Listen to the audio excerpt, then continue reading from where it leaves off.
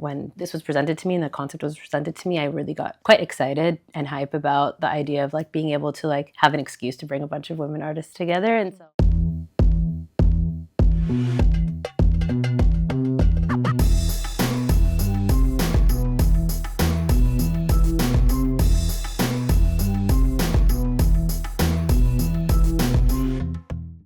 hi guys. Hi. Hi. We're on the Set Takes Thyme set with Monica Abadir, Hello. who is our art director for the podcast. Yeah, she made this world come to life, this beautiful living room set that I wish I lived in. Me too. For real, for real. We have kind of lived in it for a few days. Yeah. Yeah. That's true. Oh wait, are we allowed to say that? Yeah. Oh, okay. It's been a few days of filming and Yeah. now we want just to take this home with us. But Monica, tell us first who you are and what you do. My name is Monica. Monica Abadir. My dad would be upset if I didn't say that. Yeah. I feel that. Yeah. I'm a creative producer and director, and I also do art direction and set design. What kind of things do you usually work on? So for the most part, I do culture stories and like memory work, and that's really what I really enjoy doing. Ooh, what's memory work?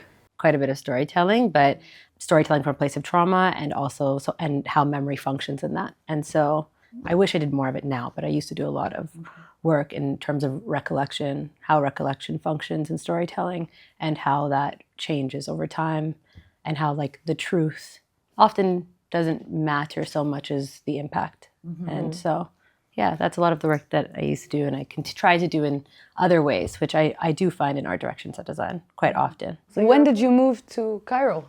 So I was born and raised in Toronto, and I moved to Cairo 5 years ago on accident. Like I didn't come here with a bag and my stuff. I came here thinking I was going to be here for 2 weeks. I had a small like carry-on, and I thought I was going to be back. Been there. Yeah, I was like in PhD time. I was in a long-term relationship. There was no rhyme or reason for me to be here other than it just felt right. What do you think made you stay? I get this question a lot also because I'm sure you guys have heard this too, or like people are like, what, like when you have the option to not be here and the privilege of being able to travel or be wherever based on like passport status, I think that I never really have an answer. Like it's quite difficult. But I think there's something about Egypt and like Cairo often specifically that has made me feel in the past that I'm in like the right place at the right time.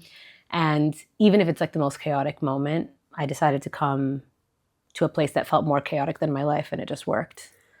Wow, that's actually a really good way. I relate to that a lot. Yeah, it gave me perspective, that's for sure. Were you able to enter that field quickly? Like, is that what you were also doing before, or was art direction new for you? No, so I was in the academic space and almost entirely right before I moved to Egypt, but prior to that, I had worked in film before in mostly set production.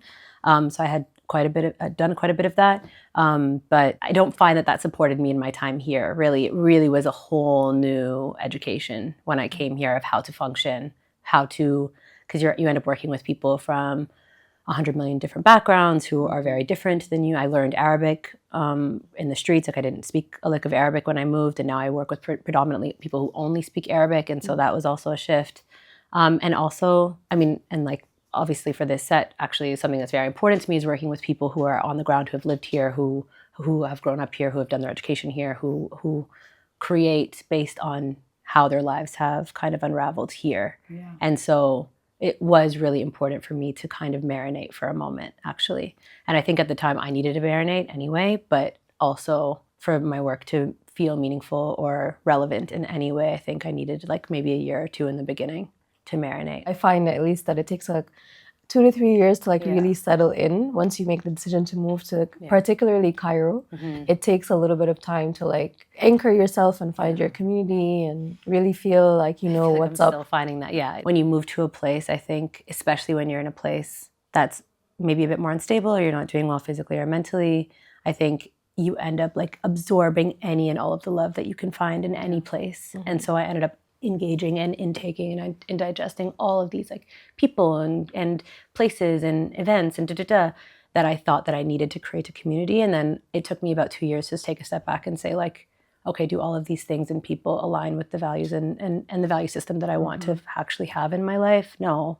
And so I think I had to kind of reset, and then midway through kind of almost feel like I'm no longer in survival mode. I think that this is an intention mode. And so, Curate. You're then in curating mode, right? Yeah. At first you're in like accumulating and learning.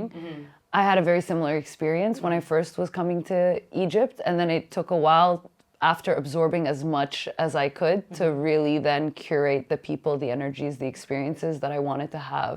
And when we first were conceptualizing what this podcast was going to be, what this set could look like, I don't even think that I properly communicated it. But in my brain, I wanted everything in the frame to be as truthful to the creatives and the people of this region as possible. And that's literally what you brought to the table. Like, you curated from all of the abundance of talent that there is here, some of the most beautiful and aligned and like powerful, energetic like pieces. And I'd love for you to tell us a little bit more about the choices that you made that we see around us. Yeah. When this was presented to me and the concept was presented to me, I really got quite excited and hype about the idea of like being able to like have an excuse to bring a bunch of women artists together. And so it was really, really nice. And also, just for your knowledge and for people listening, like, people jumped at this. Like, there was no, like, artists really truly were like, absolutely, this is a place where I'd want my work represented. And yes, it's lovely to have your work exhibited, but it's not quite commonplace to say like, yes, sure, like, without even really asking who else was involved. And that's quite uncommon. And so that also attributes to the powerful work that the both, like you and the rest of the team, have been able to accomplish in the region. Thank you. That means a lot to us. Trust me, like, I work with a lot of artists, and I was quite surprised. Like, not surprised, but I was like, oh my God, really? Okay, perfect, amazing. I'll pick it up tomorrow. Like, it was very like, we have that too. We're like, oh my God, really? Like, that's because you're in our space, and sometimes you feel like, I don't know, you're doing things for the community, but there aren't a lot of avenues for it to feed back to us. And so in these moments when we are an independent company, we don't have the budgets that big players have, and for people to be willing to collaborate and support, especially for something that's like so meaningful, where these conversations need to be had, need to be shared. And it's a perk to have a nice set, but to be able to surround ourselves with this energy as we talk about these subjects. And it almost feels like each piece is like a little hand that's helping to like hold us as we're doing it. When our director, like Ridma, was telling us, she was communicating more with you and coordinating and everything, and she was coming back with names of potential artists that were going to like let us use their things and their furniture and their work. And I also was like, really? They're gonna just give it to us? Like, this person, like, I know them and I know their work, and it's like, they're just gonna let us have it on set. And it made it feel a lot more homey, because we wanted like a homey, intimate, warm vibe. And it really brought that element to it, because these are things I would love to have in my home. me too.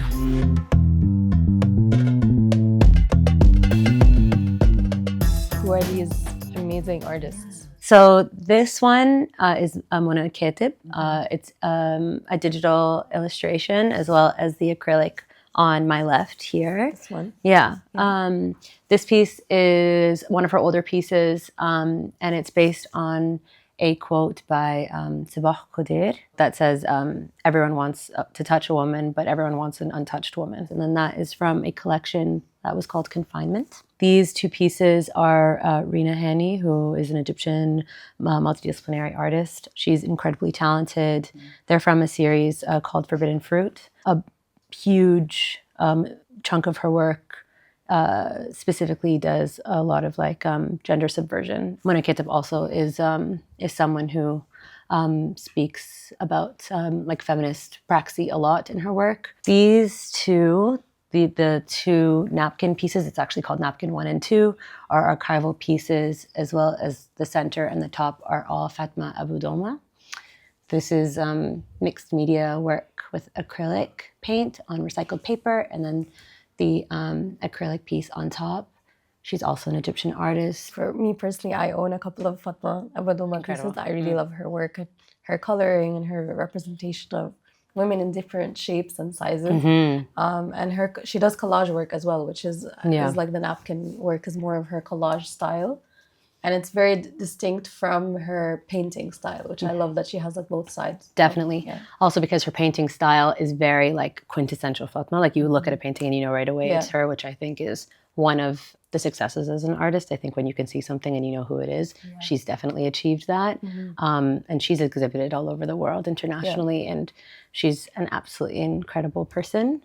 And then the two pieces on the top and bottom are Salma Fawel, very old print pieces that she used to do under Shop Kalma. And she's also an Egyptian art director, set designer, photographer who is quite talented. Salma is extremely generous with her work and has been a huge contributor to this set, definitely. I'm really grateful for her.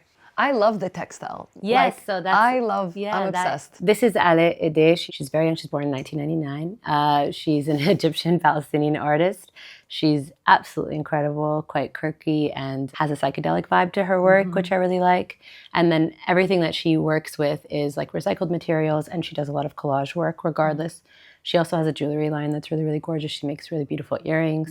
And she's actually made this piece, the eye piece, specifically for this set. And so... Yeah, she made that just for this set. Yes. No way. Yeah. And she was really, really excited to be. Did I not tell you we had to have at least one eye for protection of some kind? That is it. That is it. And actually, I mean, that's interesting that you say that. I didn't tell you that. No. I was like, we were talking about it. The reason I chose Ale to be a part of it is because she had previously, and it hasn't come out yet, but it will, and I'm excited for everyone to see it, but she had made a lot of these small eye piece works. I think she made like 99 or something like that for a different project that's coming out. I loved them, and I was like, oh my God, who is this artist? Who is she? Where can I find her? And like the moment I got in touch, she sent me like a 5-minute voice note saying like, absolutely, I'm in. Like, I love them, I'm in.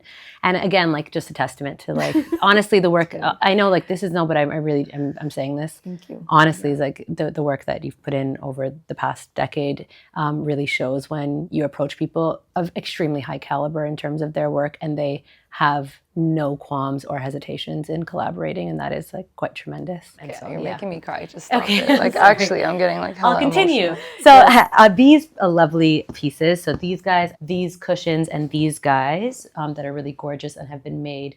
From Heritage Fabric by the brand Amina K in collaboration with Moderna Kabani and Eclego Shop. You know, I felt like the fabrics and the way that they used them was really, really lovely and worked with this vibe. Absolutely. Yeah. The details on like, the handles. They're really beautifully made.